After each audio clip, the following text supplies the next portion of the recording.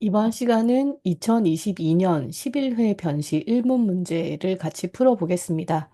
문제를 읽고 이미 풀어본 다음에 이 해설을 들을 거라고 생각하기는 하지만 그래도 문제 앞부분에 있는 지문 중에서 중요한 부분들만 간단하게 살펴본 후에 뒤에 해설을 해보겠습니다. 갑은 따로 살고 있는 사촌형 A로부터 라고 하고 끊고 A와 갑은 사촌, 따로 살고 있으니 친족 상도례에서 동거하지 않는 친족 관계의 문제가 뒤에 나올 것이라는 느낌이 듭니다. 그래서 미리 갑과 A를 묶어 놓으면 좋겠네요. 그 다음에 친구 을에게 갑은 나 대신 A 집에서 귀금속을 훔쳐달라고 하고 을이 이를 승낙했다라는 점이 보입니다. 즉, 갑이 절도를 교사한 사정입니다. 그런데 이미 느낌이 오죠. 을은 무언가 시키지 않은 일을 하겠구나라는 생각이 들어서 만약에 을이 초과 실행을 하게 된다면 그에 대해서 갑의 죄책이 어떻게 변할 수 있는지 또는 변하지 않게 되는지를 검토할 필요가 있습니다. 두 번째 가로 부분에서 보면 을이 후배 병에게 범행을 함께 할 것을 제안했기 때문에 합동절도가 이루어질 것 같은 느낌이 들죠. 즉, 앞에서 우리가 우려했던 것처럼 초과 실행인 단순 절도가 아닌 합동 절도를 하게 될 것이 느껴집니다. 사실관계 3으로 가보면 병은 A의 집 대문 앞에서 차에 탑승한 채 망을 보고 을은 문을 열고 들어가서 안방을 뒤지기 시작했다 라고 하고 있으니 이때는 합동범에서 현장성이 이 정도의 거리에서도 가능하다는 걸 적어주면 조금 더 사안 포섭이 잘 될 수 있는 답안이 되겠네요. 그런데 안방을 뒤지기 시작했는데 A의 인기척이 있어서 황급히 장롱 안에 들어가 몸을 숨겼다고 했고 이 시점을 기준으로 해서 병은 A가 집에서 이 시점이 아니네요. 네. 맞죠. 범행 시작으로는 안방을 뒤지기 시작한 시점, 그리고 그 이후에 병은 A가 집에서 나오는 것을 보고 놀라서 도망을 가버렸다라고 되어 있습니다. 공모관계 이탈이 문제가 되는데, 공모관계 이탈은 공범에서 꼭 실행의 착수 시점을 잡은 다음에 그 전에 이탈했는지, 그 이후에 이탈했는지를 확인할 필요가 있다고 했습니다. 안방을 뒤지기 시작한 시점, 이 실행의 착수 시점인지 확인할 필요가 있겠네요. 이후에 병은 도망가 버리고 을은 마저 절도를 실행해서 골드바 2개를 발견하고 가방에 넣고 나왔다고 되어 있습니다. 200m 떨어진 버스 정류장으로 걸어갔다고 하니 이미 범행 장소에서 약간 거리가 있는 쪽으로 나간 것 같습니다. 이러면 보통 둘 중에 하나겠죠. 만약에 준강도에 해당하는 것과 같은 상황, 즉 체포 면탈 목적으로 폭행 협박했을 때 이 정도 거리가 절도의 기회라고 볼 수 있는지가 문제가 될 거고 또는 소송법에서 뭐 범행 현장과 가까운 부분들, 뭐 체포 현장 이런 데 가까운 질문들이 나올 때 이런 200m가 문제가 되겠네요.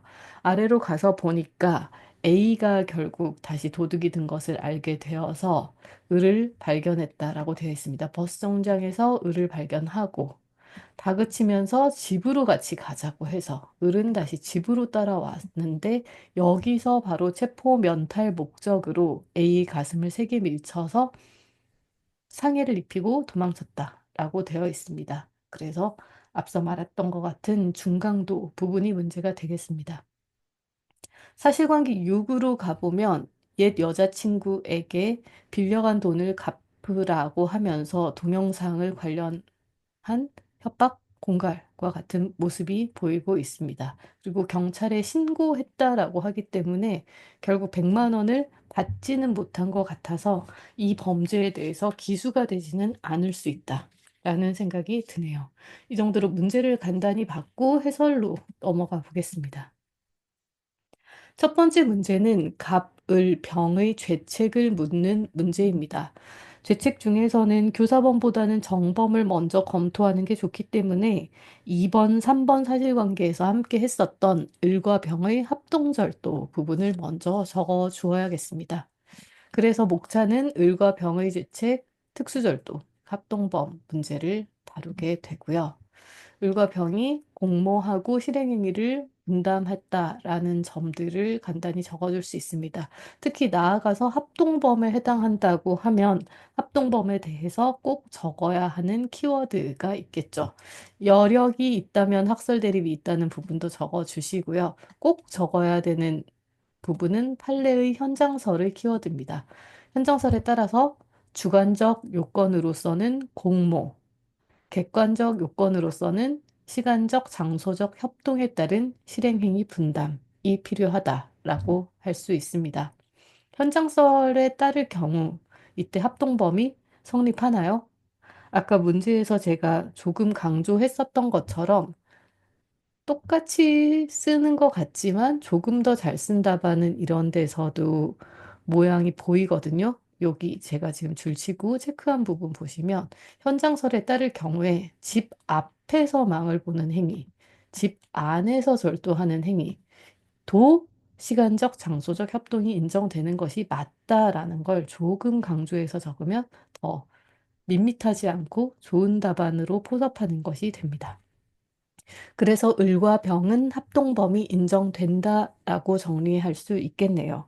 여기까지는 같이 한 행위인데 을은 절취행위 기수에 이르렀고 병은 중간에 도망을 가버렸으니 이 뒤부터는 두 명을 나누어서 설명하는 것이 좋겠습니다. 그래서 두 번째로는 을의 절취 기수, 세 번째로는 병의 공무관계 이탈에 대한 평가를 각각 해보겠습니다. 을은 골드바 두 개를 들고 집 밖으로 나왔기 때문에 절취행위 기수에 이른 것이 맞죠. 그리고 병은 어떨까요? 앞서 문제를 읽으면서 제가 설명을 했던 것처럼 공모관계 이탈이라면 실행행위가 어느 정도 이른 시점에서 이탈을 하였는지가 매우 중요하다라고 했습니다. 그리고 그 시점이 실행의 착수 시점 이전인지 이후인지가 중요하다라고 했죠. 중요하긴 한데 실행의 착수 이전이고 이후이면 어떻게 달라지는지도 적을 수 있어야 되겠죠. 실행의 착수 이전이라면 어떤가요? 실행의 착수 이전이면 아직 예비 단계에 그치고 있는 경우입니다. 즉, 미수도 성립하지 않는 상황이기 때문에 이때 이탈하는 것에 대해서는 일반적으로는 공동정범 책임을 지지 않습니다. 다만 아주 예외적인 경우가 있죠. 그 사람은 바로 공모 주도자입니다. 왜냐하면 공모 주도자는 범행 현장에 가지 않더라도 기능적 행위 지배를 하는 방식으로 범행을 함께 할 수 있기 때문에 그렇죠. 따라서 공모 주도자라면 기능적 행위 지배를 적극적으로 해소해야만 실행에 착수 이전에 공모관계 이탈이라고 평가할 수 있습니다. 그래서 만약에 공모관계 이탈이 실행에 착수 이전인 문제가 나온다면 거기에는 분명히 힌트가 있어요.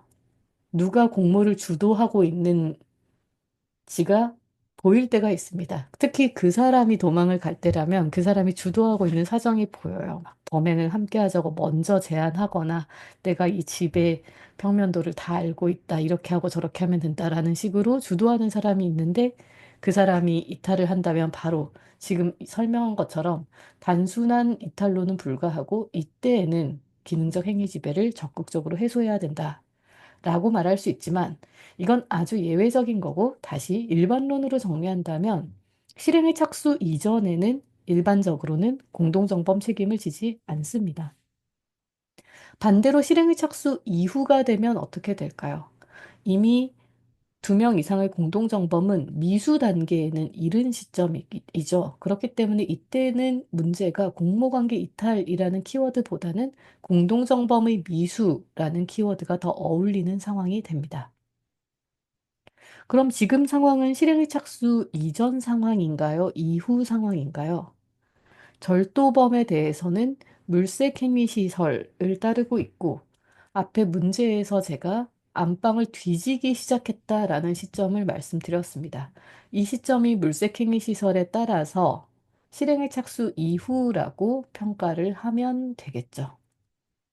그런데 물색행위시설에 따르더라도 그냥 단순하게 쓱 살펴보는 상황에 대해서 미수에 이르지 않았다고 한 판례도 있기는 하거든요. 그래서 지금과 같은 상황이 미수가 맞다는 상황을 좀 더 확실하게 하기 위해서는 222페이지에 있는 315번 각주를 좀 보면 좋겠습니다. 금품을 훔칠 목적으로 피해자 집에 담을 넘어 침입하여 부엌에서 금품을 물색하던 중 발각되어 도주했으면 절취행위 착수라고 하고 있습니다. 색깔을 좀 바꿔볼까요? 금품을 부엌에서 물색하다가 발각되어 도주했다라고 되어 있습니다. 아래에 조금 더 추가적인 설명이 있습니다.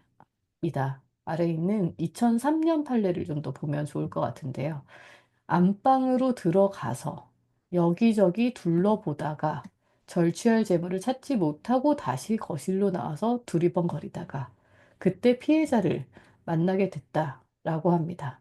이 상황은 결국 아래쪽에 보시면 물색행위를 하는 등 재물에 대한 피해자의 사실상 지배를 침해하는 데 밀접한 행위를 하였던 것이 맞다라고 하고 있죠.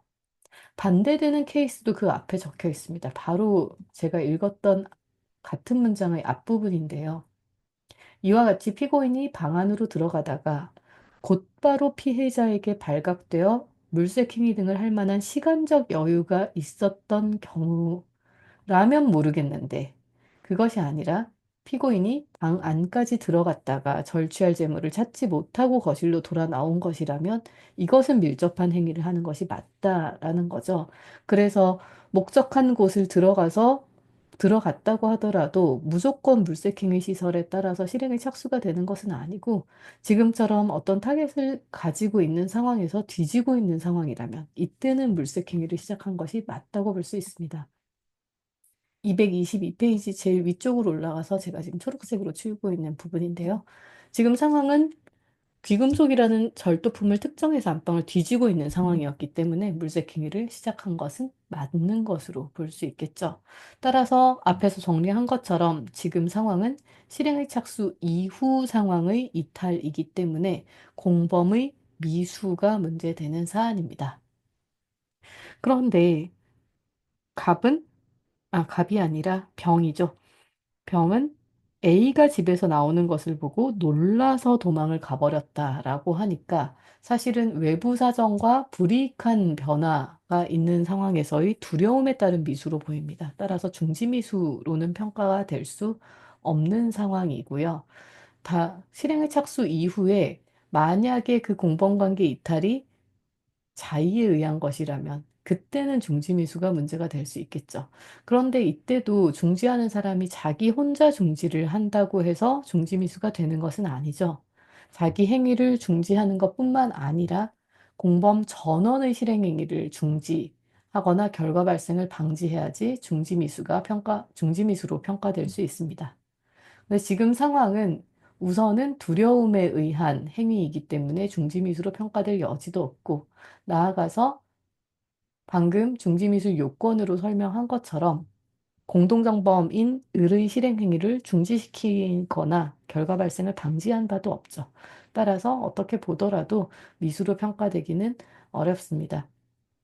앞서서 제가 두려움에 의한 미수이니까 장애미수가 문제될 수 있다라고 했는데 그렇다고 해서 병이 장애미수다라는 결론이 나오는 건 아니죠. 아래로 내려가서 보시면 공동정범에 대해서는 전체 행위를 기초로 해서 기수와 미수를 평가하는 것이기 때문에 본인이 일부만 실행하고 그 자리에서 멈췄더라도 공동 책임을 지게 됩니다. 즉, 을이 나아가 골드바 2개를 훔쳐온 행위에 대해서 함께 공동 책임을 져야 하고 을과 병은 합동범으로서 특수절도죄의 죄책을 지게 됩니다.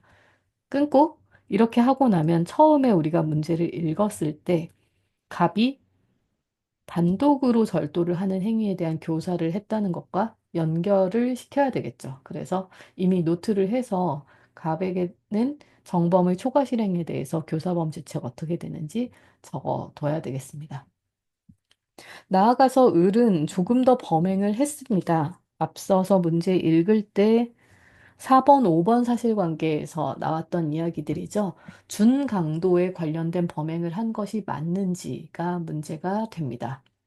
우선 첫 번째로 을이 했던 행위, A의 가슴을 세게 밀쳐서 넘어뜨린 행위는 고의가 명확하지는 않은데 상해 고의로 본다면 상해죄, 폭행 고의로 본다면 폭행치상죄를 논할 수 있는 사항이니까 이건 여러분들이 알아서 둘 중에 하나 골라서 쓰면 별 문제는 없을 것 같습니다.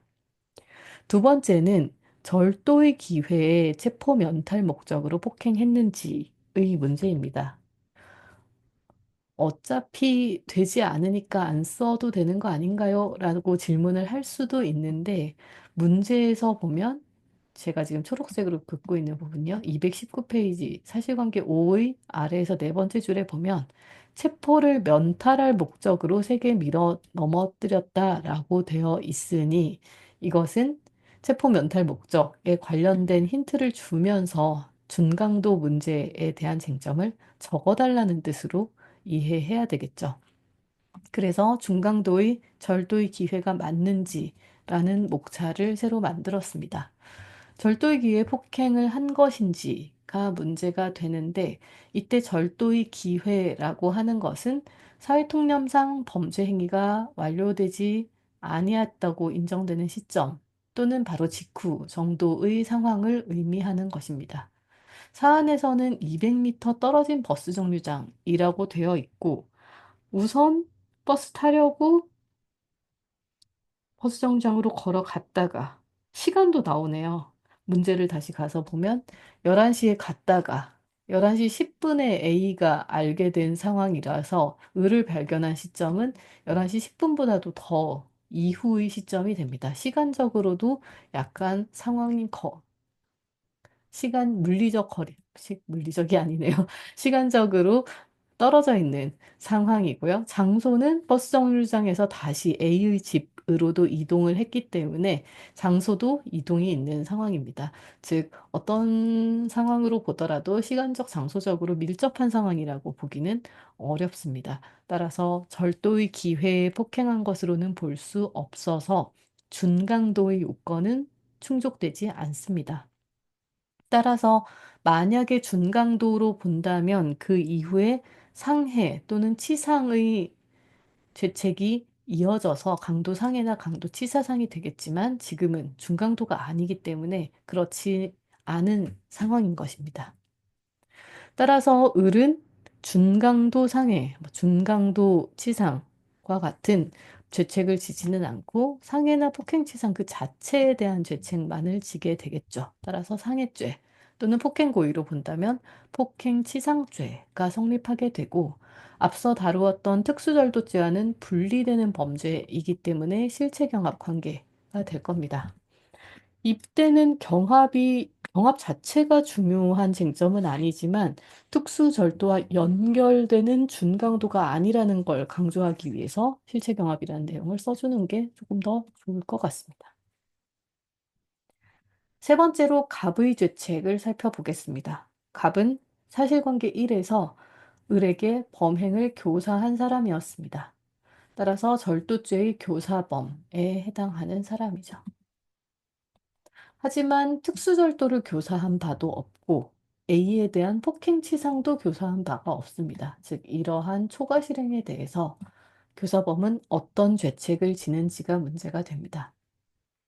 교사의 착오라고 부르기도 하는데, 이때도 원칙만 잘 알고 있으면 특별히 어렵지는 않죠. 정범의 초과 행위에 대해서는 교사범은 원칙적으로는 책임을 지지 않습니다. 다만 예견 가능성이 있을 때는 다르게 판단할 수 있겠죠. 그런데 여기서는 특별한 예견에 관련된 키워드들이 보이지 않기 때문에 그대로 교사범의 죄책을 지지 않고 원칙적으로 자신이 교사한 부분에 대한 죄책을 진다라고 정리를 하면 됩니다. 두 번째로 갑은 사실관계 5의 제일 마지막 부분에서 을이 준 골드바 2개를 건네받은 점이 있습니다. 따라서 작물 취득죄를 논해야 되겠네요. 작물죄 주체에 관한 논의를 좀 해야 되겠죠? 본범은 작물죄의 주체가 될 수 없습니다. 공동정범, 간접정범 역시 본범이죠.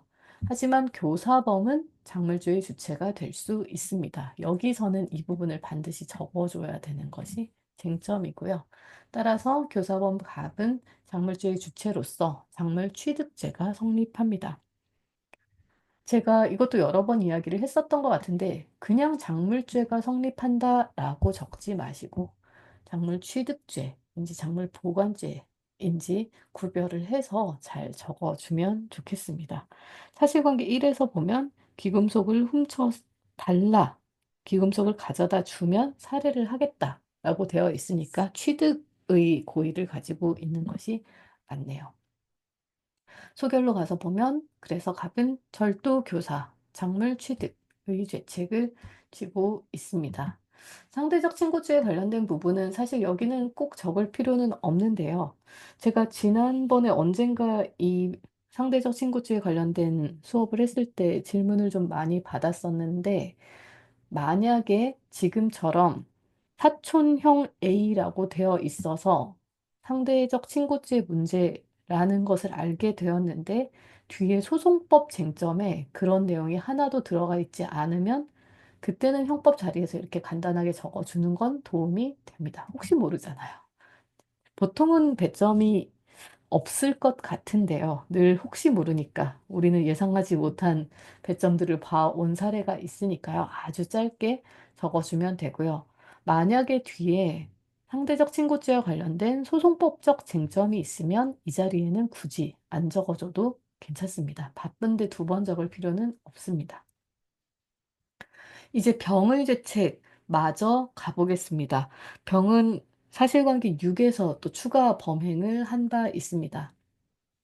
병이 협박을 하여서 상대방에게 공포심을 일으키게 해서 금전을 요구하고 있는 상황입니다. 따라서 공갈 미수를 논해볼 수 있고, 앞서 제가 100만 원 받지 못했다고 했으니 기준은 아니고 미수일 거라고 말씀을 드렸죠. 다만 문제가 된 것은 사실관계 6의 세 번째 줄에 있는 빌려간 돈 100만 원을 무조건 갚으라고 말한 부분입니다. 사안에서 병은 채권 추심 수단으로 협박을 한 것입니다. 따라서 권리 행사 수단으로 공갈 행위를 한 경우에 공갈죄가 성립할 수 있는지가 문제됩니다. 이때에도 판례는 수단 방법이 사회통념상 허용되는 정도를 넘게 된다면 공갈죄가 성립할 수 있는 것으로 보고 있습니다.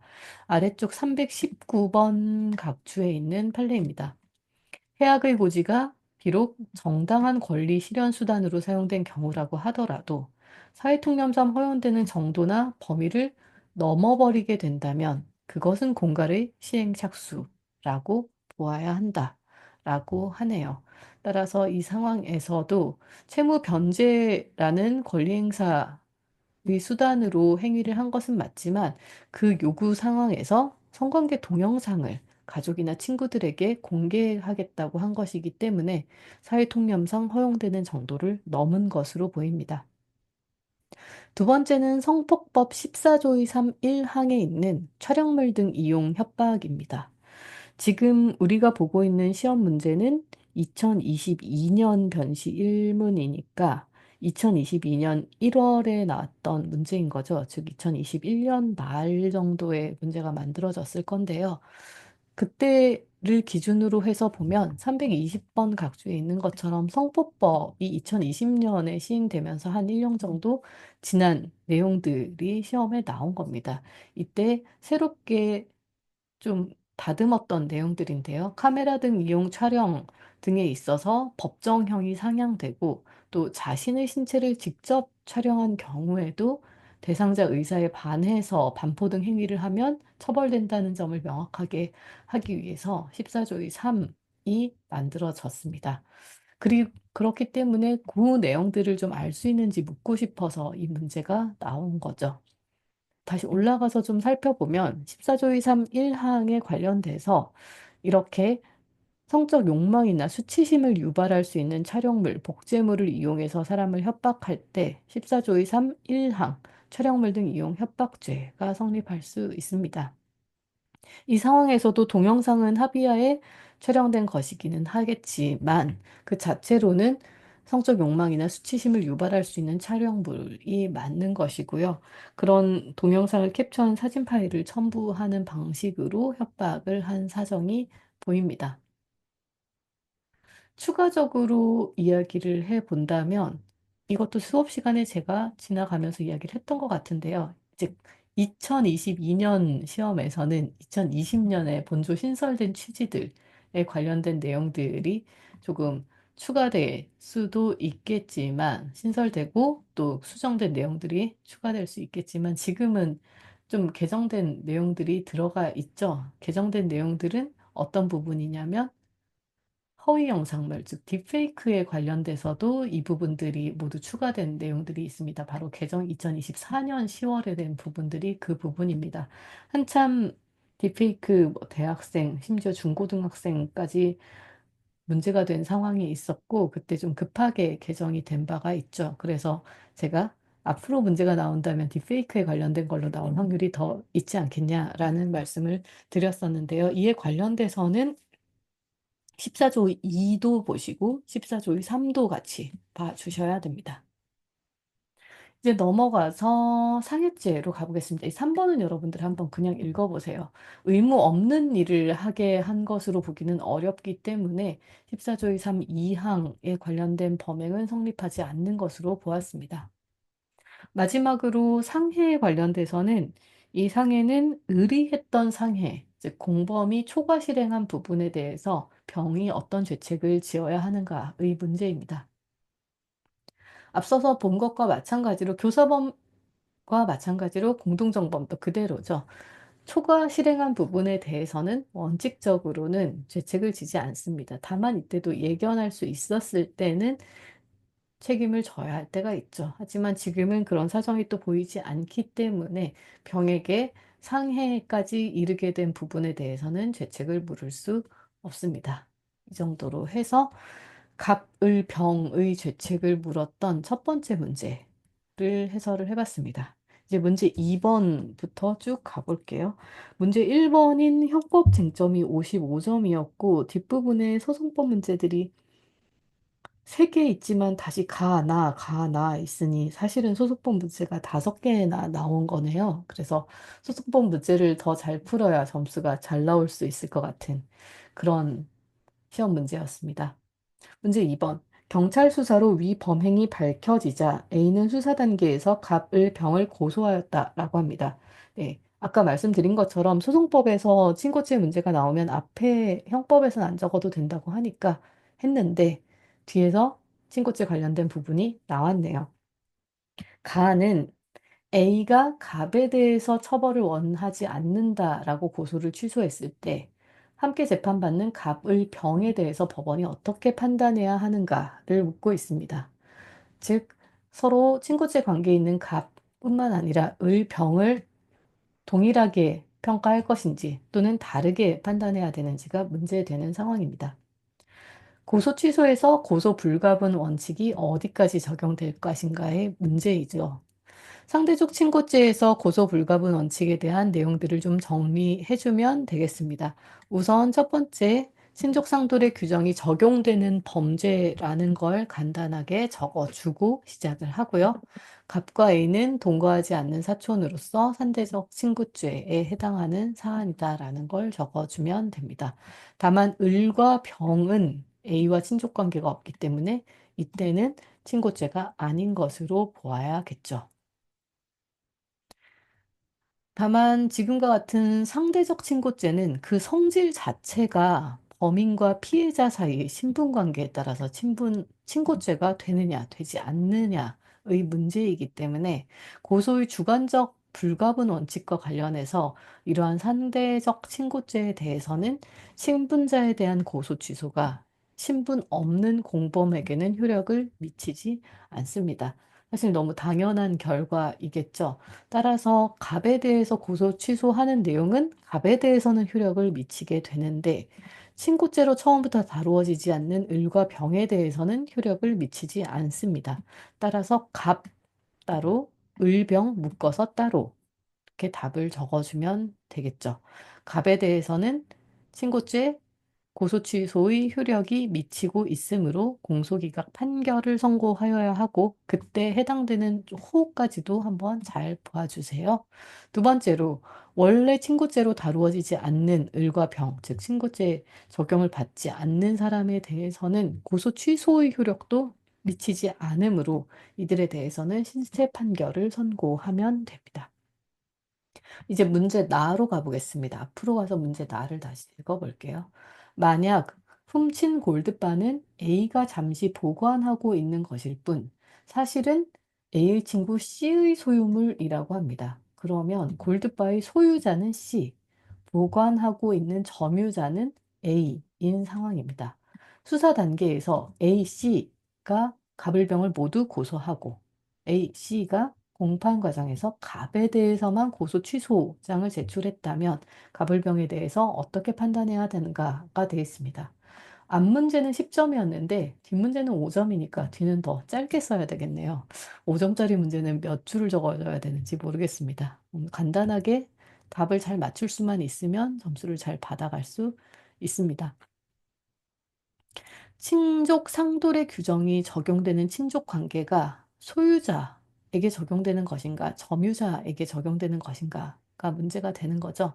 판례는 피해 물건의 소유자, 점유자 모두와의 사이에 친족 관계가 있을 때 적용할 수 있다라고 했습니다. 아래 각주 323번으로 가서 보면 절도죄에 대해서 친족 간의 범행에 대한 규정을 어떻게 판단하는지 알 수 있죠. 범인과 피해 물건의 소유자 및 점유자 쌍방간에 같은 규정에 정한 친족 관계가 있는 경우에만 적용되고 범인과 소유자만 친족 관계가 있거나 범인과 점유자 사이에만 친족 관계가 있을 때는 적용이 되지 않는다고 설명을 하고 있습니다. 그런데 그럼 갑은 좀 안타까운 상황이 된 거네요. 갑은 점유자인 사촌형과는 친족 관계가 있지만 소유자 인 C와는 친족 관계가 없죠. 따라서 갑도 상황이 바뀌어서 상대적 신고죄 적용 대상이 되지 않고요. 을병은 원래부터 C와 친족 관계 없었는데 C가 점유자이고 소유자와는 또 당연히 친족 관계가 없을 거니까요. 역시 고소 및 고소 취소 효력이 미치지 않을 겁니다. 따라서 갑, 을, 병 모두에게 실체 판결을 선고하여야 한다라고 정리하면 됩니다. 이제 문제 3번으로 가보겠습니다. 비신고를 받은 경찰관 P는 수사를 거쳐 병의 인적사항 등을 파악하였고 압수수색 영장을 발부받아서 병 휴대전화를 압수했다. B의 신고를 받았다고 하니까 문제에서는 사실관계 6에 관련된 부분들이 문제가 되는 거죠. 그런데 문제 가로 가서 보니 그런 데는 나에서 써야 되겠네요. 나 먼저 볼까요? 경찰관 P가 위 압수수색 영장에 근거해서 압수한 휴대전화에서 녹음 파일을 발견했는데 다른 상황을 발견했습니다. 방금 말한 것처럼 이 압수수색 영장은 사실관계 6에 관련된 부분들이었는데 귀금속 훔치자는 모의, 즉 사실관계 1, 2, 3 등에 있었던 절취범행에 관한 녹음 파일을 발견했다라고 되어 있죠. 따라서 이 경우에 경찰관은 이 녹음 파일을 어떠한 방식으로 압수할 수 있는가? 라는 질문이 나왔습니다. 나를 먼저 읽었으니까 나부터 먼저 풀어보겠습니다.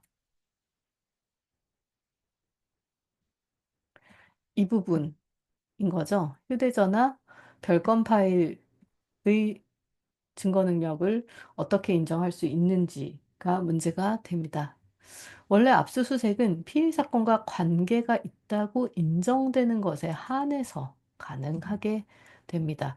특히 전자정보 복제 출력이 문제된 최근 10년 정도의 많은 판례들을 통해서 계속해서 이 부분에 대한 보완이 있었는데요. 전자정보를 보다 보면 관련 없는 것들이 아주 많이 파일로 만들어져 있는 걸 볼 수 있습니다. 이때에도 혐의 사실과 관련성이 있는 전자정보만을 복제, 출력할 수 있습니다. 근데 사안에서는 사실관계 6에 관련된 압수수색 영장인데 녹음 파일은 사실관계 1에 관련된 절도 혐의에 관련된 것이기 때문에 1 플러스 알파, 2, 3에 관련된 것이기 때문에 이때는 동일한 범행이나 동종, 유사 범행이라고 판단할 수는 없습니다. 즉, 관련성을 인정할 수 없는 케이스입니다. 어, 길게 말했는데 영장으로 압수할 수 없는 파일을 만나게 됐다라는 거고요. 그렇다면 어떻게 해야 될까요? 어떻게 압수를 하면 좋을까요?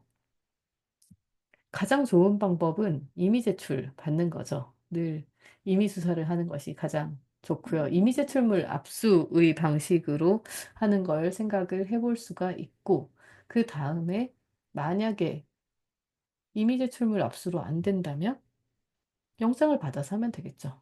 네. 그래서 추가 탐색을 중단하고 별도로 이 혐의에 관련된 영장을 발부받아서 압수를 하여야 한다라는 것이 답입니다.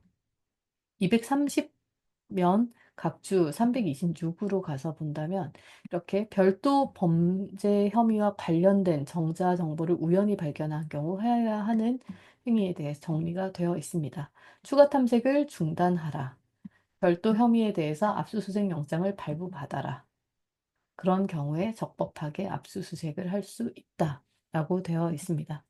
이제 다시 가로 올라가 볼까요? 경찰관 P는 병의 휴대전화에서 발견된 병과 B의 성관계 동영상 파일을 CD에 복사하여 기록에 편철하였다. 그런데 공판에서 병이 디지털 포렌식 과정에서의 절차 위반을 주장하면서 증거 부동의를 하고 있다. 그렇다면 이 파일은 어떤 요건을 갖추어야 증거 능력이 인정되는가? 라고 하고 있습니다. 우선 전자정보에 대한 압수수색에서는 원칙적으로는 파일만 잘 가지고 와야 되지만 예외적으로 휴대전화 자체를 압수할 수도 있죠. 219조, 106조 사망은 좀 외워두시면 좋습니다. 106조만 바로 적지 말고 수사기관에 대해서 준용하는 219조까지 세트로 같이 봐주십시오. 그 다음에 이 휴대전화를 가지고 왔으면 다시 탐색을 해서 동영상 파일을 찾아내고 이 파일을 다시 CD에 복사하는 과정을 거치게 될 텐데 이 전체가 모두 하나의 영장에 기한 압수수색으로 보게 됩니다. 그래서 실제 실무에서는 휴대전화 원물을 압수하고 경찰청에 가면 포렌식 전담 부서가 있어요. 거기 가면 휴대폰들이 주르르르 이렇게 있는 것도 볼 수 있는데요. 거기서 복제를 하고 복제 후에 탐색하고 선별 정보를 따로 CD에 복제하는 이런 방식으로 생각을 해볼 수 있겠죠. 그래서 이 전체가 하나의 영장에 기한 압수수색이기 때문에 이 모든 과정에서 병이나 변호인에게 참여 기회를 보장하여야 합니다. 그리고 압수 목록 작성 교부가 있죠. 늘 이 두 개는 같이 쌍둥이처럼 함께 다닌다고 생각해 주세요. 참여권 보장, 압수 목록 작성 교부 이렇게 두 가지입니다. 그런데 지금 문제에서는 디지털 포렌식 과정에서의 절차 위반을 주장하고 있는 것이니까 그 앞서서 영장을 제시하는 과정, 휴대전화 원물을 압수하는 과정 등에 대해서 논란이 있는 것 같지는 않고 요 중간에 있는 압수 복사 과정이 문제가 되는 것 같습니다. 따라서 이때 어떤 요건을 갖추어야 하는가라고 묻는다면 요 상황에서의 참여권 기회 보장 그리고 압수 목록 작성 교부가 잘, 잘 이루어졌어야 한다라는 것을 말해야 되는 거겠죠. 따라서 아마 검사는 병 또는 변호인 참여하였다. 또는 참여권을 보장했는데 참여하지 않았다. 참여를 안 하려고 했다. 이런 사정 등을 증명함으로써 이 참여 기회를 보장했다는 점을 증명하여야 될 겁니다. 또한 이 CD 파일은 성관계 촬영 파일이기 때문에 진술 증거는 아니죠. 비진술 증거이기 때문에 전문 증거가 문제되지는 않습니다. 한 페이지 넘겨서 이 사본인 동영상 파일 증거 능력의 문제에서는 사본이기 때문에 원본과 동일하다는 것을 증명할 수 있는 방법들을 볼 수 있습니다. 보통은 뭐 해시값 비교, 파일 검증 이런 방식들을 사용하게 될 건데요. 324번 각주와 제가 지금 체크해 놓은 이 부분에서 지난번에도 좀 강조했었던 거 한 번만 복습을 해볼까요? 인위적 개작 없이 원본 내용 그대로 복사된 것이라는 걸 증명하는 방법은 방금 봤었던 것 같은 뭐 해시과 비교, 파일 검증 방법뿐만 아니라 사람의 증언, 진술과 같은 방법으로도 가능합니다. 즉, 이 파일 생성, 전달, 보관 등의 절차에 관여한 사람들이 있다면 그 사람들이 증언하는 방법으로도 원본 그대로 복사된 사본임을 증명할 수 있으니까요. 그 부분은 한 번 더 눈여겨서 봐주시면 좋겠습니다. 아직도 안 끝났네요.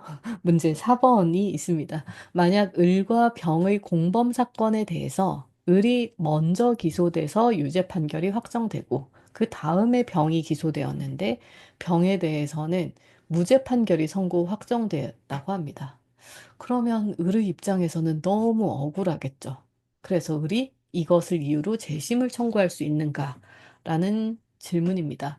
유사 문제가 있습니다. 그리고 저 뒤에 232페이지에 조금 다른 종류로 재심에 관련된 문제가 있어서 가지고 왔는데요. 종종 나올 수 있는 부분이니까 잘 좀 봐주시면 좋겠습니다. 재심 문제가 이번 학기에 지금 처음 나온 것 같은데요. 아닐 수도 있는데 아니라면 제 기억력이 문제가 있는 건데 나왔었으면 복습하는 마음으로 다시 봐주시면 되겠고요. 우선 지금 재심을 청구할 수 있는 내용은 420조 5호에 따른 것이죠. 420조를 제가 여기 420조 5호 유죄를 선고받은 자에 대하여 무죄 또는 면소를 형의 선고를 받은 자에 대하여 형의 면제 또는 원판결이 인정한 죄보다 가벼운 죄를 인정할 명백한 증거가 새로 발견될 때 재심 을 그 선고받은 자의 이익을 위하여 청구할 수 있다라고 되어 있습니다. 재심의 여러 쟁점 중에서 이 쟁점은 공범에 대한 모순된 판결이 있을 때 재심을 할 수 있는가라는 문제입니다. 특히 재심에서는 방금 읽었었던 것처럼 땡땡땡을 인정할 명백한 증거가 새로 발견된 때 재심을 청구할 수 있다고 해서 증거의 명백성과 증거의 신규성 두 가지를 요구하고 있는데 공범에 대한 모순 판결은 둘 중에서는 증거의 명백성과 조금 더 관련이 있습니다. 따라서 재심 사유로서 증거의 명백성이 문제된다라고 적어 주었고요. 그렇다면 이런 공범에 대해서 모순된 무죄 판결을 이유로 해서 이것을 증거로 해서 공범, 다른 공범인 을에 대해서 재심을 할 수 있을까요? 여기 대해서는 판례가 있고 또 학설은 좀 구별이 되고 있습니다. 모순 판결 자체가 이미 명백한 증거가 맞다라고 보는 견해도 있지만 그렇지 않고 모순된 판결의 증거를 살펴봐서 만약에 그 증거가 동일하다는 건 그냥 증명력에 대한 평가일 뿐이다. 따라서 이렇게 다른 모순된 판결이 있다는 것 자체가 명백한 증거라고 볼 수는 없다라는 견해도 있습니다. 판례의 입장은 절충설인 것으로 해석이 되는데 아래로 보면 무죄 확정 판결 그 자체만으로는 그 증거 자료를 자기 증거로 하지 못하였고 또 새로 발견된 것이 아닌 한 유죄 확정 판결에 대한 새로운 증거로서의 재심 사유에 해당할 수 없다라고 하고 있습니다. 결국 이 판례는 절충설로서 그 판결 자체를 보는 것이 아니라 판결의 증거를 봐야 된다라는 거고 증거가 다시 명백하고 새로운 증거여야 한다라는 것으로 해석할 수 있겠죠.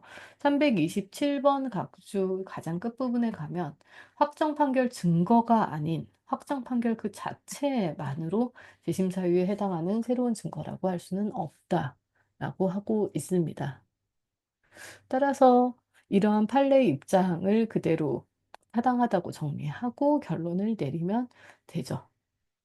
무죄 판결 그 자체만을 이유로 재심을 청구할 수는 없고 이 무죄 판결에서 나왔던 증거 자료 중에서 자기에게 필요한 다른 재심 사유에 해당하는 것들을 다 뽑아내야 되겠죠.